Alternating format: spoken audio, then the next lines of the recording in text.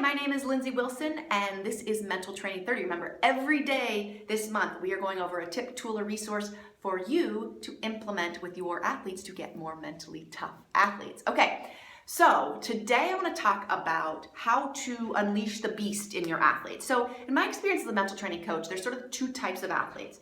There's the one that's sort of the same on the playing field and off. You know, if they're great leaders on the playing field, in their classroom, in their social group. If they're shy and introverted, they're kind of that way in all the rest of their lives as well. But there's also the type that can kind of turn it on and off sometimes. You know, if they're shy or introverted in their life, they're not on the playing field, or vice versa. Maybe they're kind of aggressive in their life and they're just not on the playing field for some reason. And in this exercise, I really want to focus on that type of athlete that is a little more shy, reserved, introverted in their life, but you know that they could play or perform much better if they could turn it on, and by on I mean aggression, competitiveness, if they could turn that on more consistently when they perform in competition, okay? So I've used this technique for that type of athlete in particular. So let's use an example. So Sarah is a 16-year-old soccer player, and she's really nice, and I've coached a lot of Sarahs, but this one in particular is really shy, introverted. She cares a lot about what other people think. She cares a lot about her teammates. She's like a great kid. She's great to coach. Her teammates love her. But on the soccer field, she really plays better when she's a little bit more of a bitch, excuse my language. And I've seen that in her coaches certainly have. And again, if you have an athlete like this, you know you've seen that aggression and it works for her, but it's just not there consistently. And the reason it's not there consistently is because Sarah's just a little uncomfortable with being that person. You know, it comes in spurts and then she's like, ooh, you know, and it feels uncomfortable to her. So the alter ego technique works really well with an athlete like Sarah. And this is how it works. I sit Sarah down and I have her journal. What does her best performance look like? And in this case, she said things like aggression. She said things like she didn't care about what people thought. She was super competitive. She wasn't worried about pleasing anybody. And she was really aggressive. And so you have to kind of picture that. She has to be able to picture what that looks like in competition. And then the next step is for Sarah to choose an alter ego. Now she has two choices.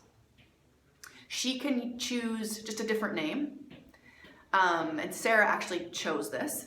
Her alter ego's name was Taylor, okay? And Taylor did all those things that Sarah just wrote down. She was aggressive. She was a little bit mean sometimes. She was competitive. She didn't care about what other people thought. She was relentless. All those things that Sarah wrote down, that's who Taylor is. And so essentially what Sarah can do is she can turn Taylor on and unleash Taylor for competition only. And then she goes back to being Sarah in her life. Now the other option is for Sarah to choose an animal. And what I have another client that he chose a lion. And so what a lot of athletes will do is they'll choose an animal that's very aggressive, that's very predatory, you know, like a shark or a lion or a tiger. And again, that lion or that tiger, you know, you talk about how does a tiger behave? If a tiger was playing soccer, what would a tiger do?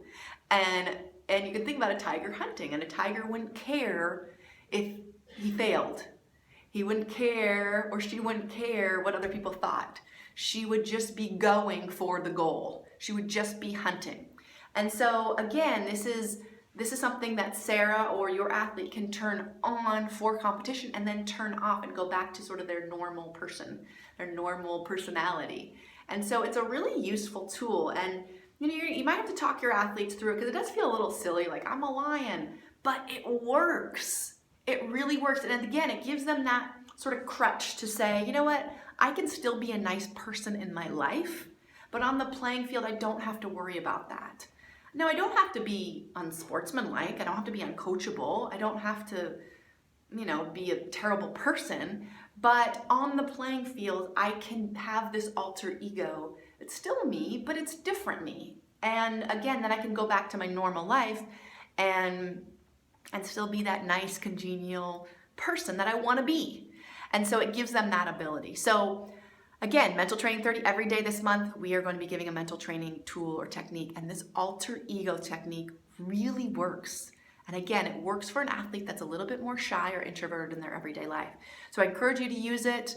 I would love to hear your comments below about if you've tried something like this before, if you're gonna try this with one of your athletes, and maybe even tell us a little bit about that type of athlete that you have that maybe could benefit from something like this. You don't have to use their name, of course, but just tell us how you think this could help them, okay? All right, guys, thanks so much. See you tomorrow. Bye.